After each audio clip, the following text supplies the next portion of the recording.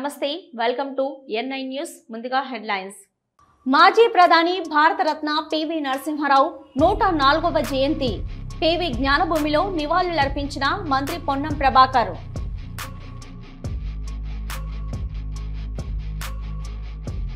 తిరుమలలో శ్రీ శ్రీనివాస కళార్చనలో గందరగోళం కళాకారుల నుంచి ప్రదర్శన కొరకు డబ్బులు వసూలు జరిగిందంటూ ఆరోపణలు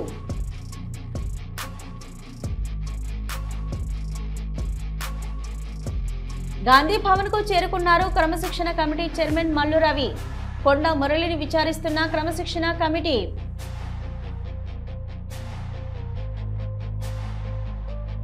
అన్నపూర్ణ క్యాంటీన్ పేరు మార్పు వద్దు బీఆర్ఎస్ నాయకుల ఆందోళన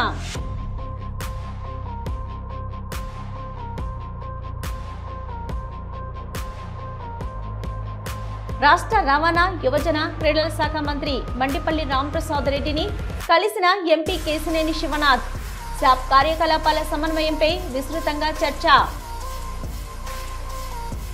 ఘనంగా విశాఖ జగన్నాథ రథయాత్ర భారీగా హాజరైన భక్తులు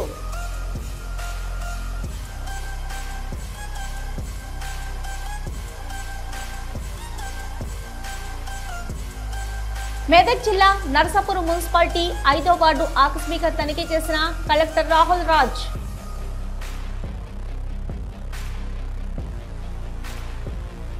మాజీ ప్రధాని భారతరత్న పివి నరసింహారావు 104వ జయంతి సందర్భంగా పివి జ్ఞానభూమిలో పివి కుటుంబ సభ్యులతో కలిసి మంత్రి పొన్నం ప్రభాకర్ నివాళులర్పించారు. తర్వాత ఉచిత ఐ స్క్రీనింగ్ క్యాంపును ప్రారంభించారు. మంత్రి పొన్నం ప్రభాకర్ మాట్లాడుతూ మాజీ భారత ప్రధాని పివి నరసింహారావు 104వ జయంతి సందర్భంగా వారికి ఘన నివాళులర్పిస్తున్న వారు దేశానికి అనేక సంస్కరణలు చేశారు. మానవ వనరులకు సంబంధించిన విద్యా వ్యవస్థలో అనేక సంస్కరణలు తెచ్చారు. నవోదయాలు గురుకులాలు తెచ్చారు. విద్యా వ్యవస్థలో సమూల మార్పులు తెచ్చారని అన్నారు. దేశం తన కాళ్ళ మీద తాను నిలబడేలా ఆర్థిక సంస్కరణలు తెచ్చారు. ఉమ్మడి కరీంనగర్ జిల్లా వంగరలో జన్మించారు. వంగరలో స్మృతి వనం పూర్తి చేసే కార్యాచరణ తీసుకున్నారు. వచ్చే జయంతి వరకు మెమోరియల్ సెంటర్ మ్యూజియంతో పాటు అన్ని బాగుండేలా ఏర్పాటు చేస్తాం. మా గురువు చొక్కరావుకి అత్యంత సన్నిహితంగా ఉండేవారు. యువతకు పివి నరసింహారావు జయంతి స్ఫూర్తి. కింది స్థాయి నుంచి ప్రధాని వరకు ఒదిగిన వ్యక్తి పివి నరసింహారావు. ఆయన ఆర్థిక సంస్కరణలు విద్యా వ్యవస్థలో చేసిన మార్పులు ఆదర్శనమని కొనియాడారు. తిరుమలలో నిర్వహించే శ్రీ శ్రీనివాస కళ్యార్చనలో గందరగోళ వాతావరణం నెలకొంది. తెలుగు రాష్ట్రాల నుంచి వచ్చిన 2000 మంది కళాకారులు తమ నుంచి ఓ వ్యక్తి 2000 రూపాయలు వసూలు చేశారంటూ చెప్తున్నారు. అయితే నృత్య ప్రదర్శనకు అనుమతి లేకపోవడంతో ఆందోళన చెందారు కళాకారులు ఆస్థాన మండపం వద్ద బారులు తీరిన కళాకారులు తల్లిదండ్రులు నృత్య ప్రదర్శనకు అనుమతి ఇవ్వాలని కోరుతున్నారు.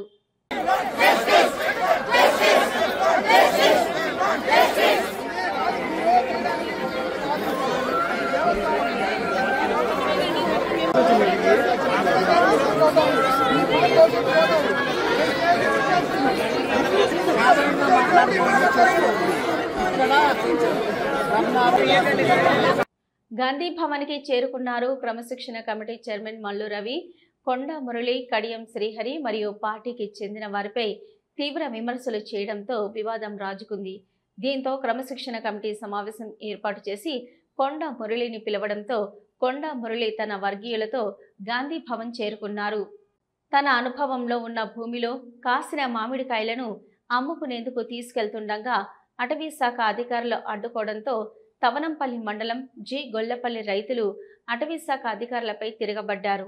దీంతో పరిస్థితి ఉద్రిక్తంగా మారింది.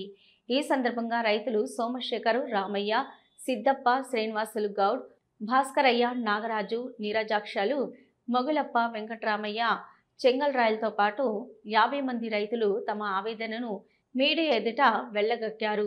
ఈ సందర్భంగా వారు మాట్లాడుతూ తమ ముత్తాతల కాలం నుంచి అనుభవంలో ఉన్న భూమికి 1990 సంవత్సరంలో ప్రభుత్వం పట్టా మంజూరు చేసింది అన్నారు.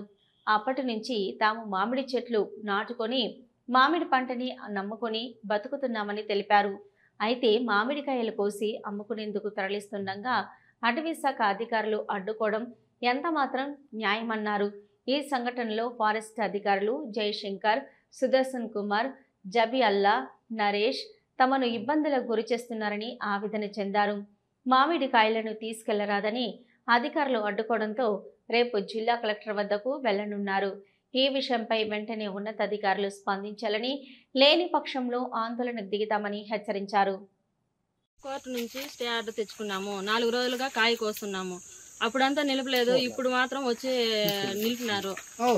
దీన్ని జయశేఖర సారు ధిక్కరిస్తున్నారు. ఫారెస్ట్ ఆఫీసరు జయశేఖర్ సారు ఇది పని చేయదు అనేసి అంటున్నారు. హైకోర్టు ఆర్డర్ పని చేయదు అనేసి అంటున్నారు. అన్నపూర్ణ క్యాంటీన్ బదులు ఇందిరా క్యాంటీన్లుగా పేరు మార్చడాన్ని నిరసిస్తూ బీఆర్ఎస్ ఆందోళన కార్యక్రమం చేపట్టింది. ఇక లిబర్టీలోని జీహెచ్ఎంసీ ప్రధాన కార్యాలయం ముందు భారస కార్పొరేటర్లు, నాయకులు, కార్యకర్తలు ఆందోళన చేపట్టారు.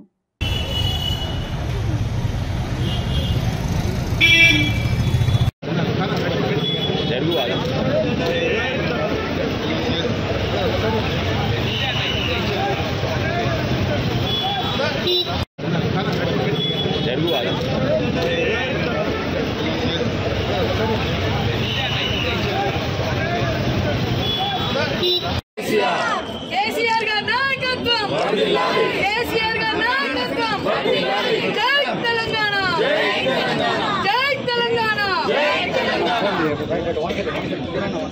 పేరు మార్చడం కాదురా, పేరు మార్చడం కాదురా.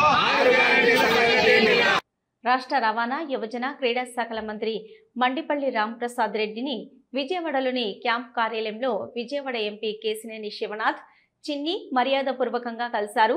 ఈ సందర్భంగా రాష్ట్రంలో క్రీడా మౌలిక వసతుల అభివృద్ధి, యువతకు మెరుగైన క్రీడా అవకాశాల కల్పనపై అభిప్రాయాలు వ్యక్తం చేశారు. ఆంధ్రప్రదేశ్ క్రికెట్ అసోసియేషన్, ఏసీఏ మరియు ఆంధ్రప్రదేశ్ క్రీడా ప్రాధికార సంస్థ శాప్ కార్యకలాపాల సమన్వయంపై విస్తృతంగా చర్చ జరిపారు. రాష్ట్రంలో ప్రతిభావంతులైన క్రీడాకారులకు ప్రోత్సాహం కల్పించేందుకు గల అవకాశాలపై ఇద్దరు నేతలు సమాలోచించారు.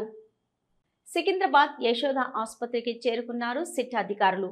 హాస్పిటల్లో ఉన్న MP Raghunandan Rao statement record చేశారు అధికారులు.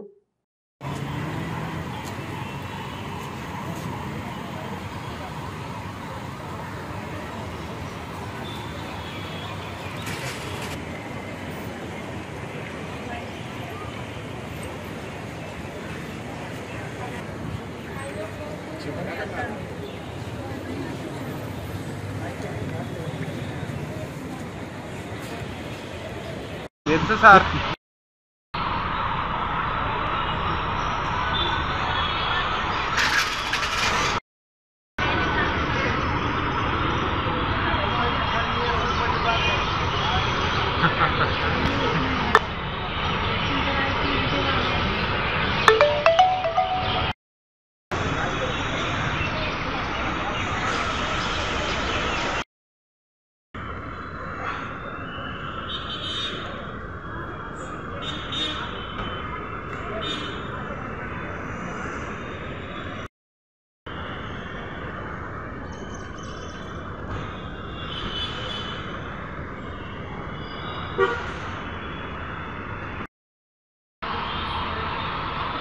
దివంగత ముఖ్యమంత్రి డాక్టర్ వైఎస్ రాజశేఖర రెడ్డి జయంతి సందర్భంగా వచ్చే నెల 8వ తేదీన వైఎస్ఆర్ అభిమానులతో ఆత్మీయ సమ్మేళనం నిర్వహించనున్నట్లు వైఎస్ఆర్సీపీ ఇంటెలెక్చువల్ విభాగం అధ్యక్షులు వై ఈశ్వర్ ప్రసాద్ రెడ్డి తెలిపారు. బంజారాహిల్స్ లోని ఎమ్మెల్యే కాలనీ రిక్రియేషన్ సెంటర్ లో ఆయన వైఎస్ఆర్ అభిమానులతో కలిసి జూలై 8న నగరంలో నిర్వహించనున్న వైఎస్ఆర్ అభిమానుల ఆత్మీయ సమ్మేళనం కరపత్రాన్ని ఆవిష్కరించారు. ఈ సందర్భంగా ఆయన మాట్లాడుతూ మాదాపూర్లోని బొట్టా కన్వెన్షన్ సెంటర్లో ఈ ఆత్మీయ సమ్మేళనం నిర్వహిస్తున్నామని, నగరంలో ఉన్న వైఎస్ఆర్ అభిమానులు పెద్ద సంఖ్యలో ఈ కార్యక్రమంలో పాల్గొంటారని ఆయన తెలిపారు.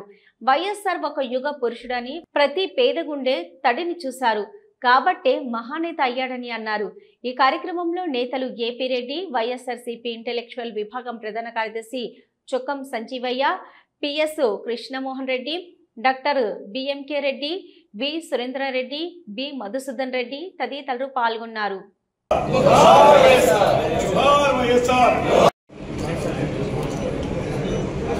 ఉంచారు.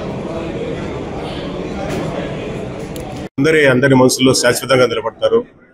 అటువంటి వ్యక్తుల్లో అన్న డాక్టర్ వైఎస్ రాజశేఖర రెడ్డి గారు 16 సంవత్సరాలైంది చనిపోయి, అది ప్రతి క్షణం మదిలో మనసులో జ్ఞాపకాల్లో ఆయన నిలిచి ఉన్నారు.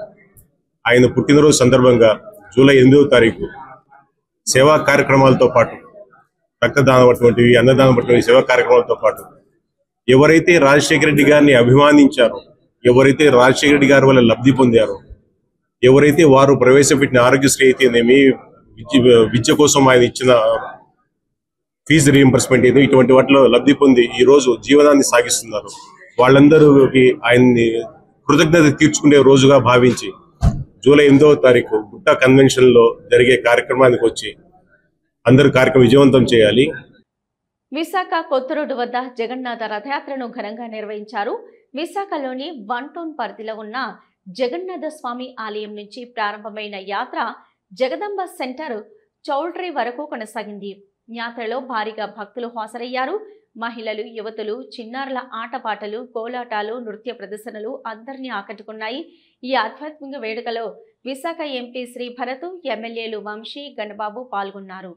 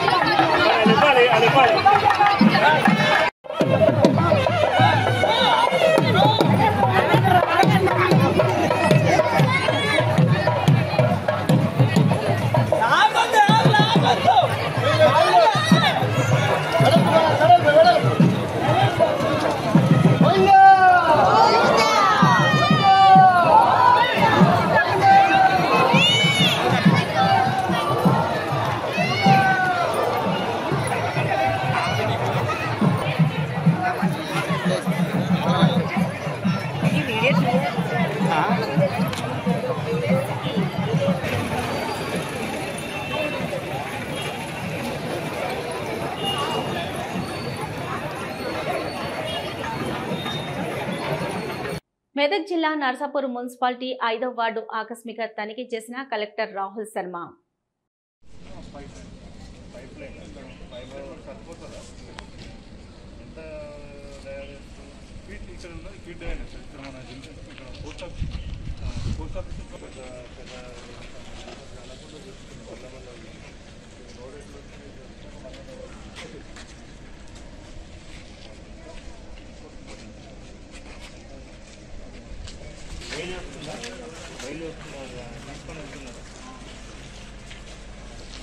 శనివారం ఉదయం శ్రీవారి దర్శనార్థం తిరుమల విచ్చేసిన పలువురు ప్రముఖులు, టీటీడీ అధికారులు స్వాగతం పలికి దర్శన ఏర్పాట్లు చేశారు.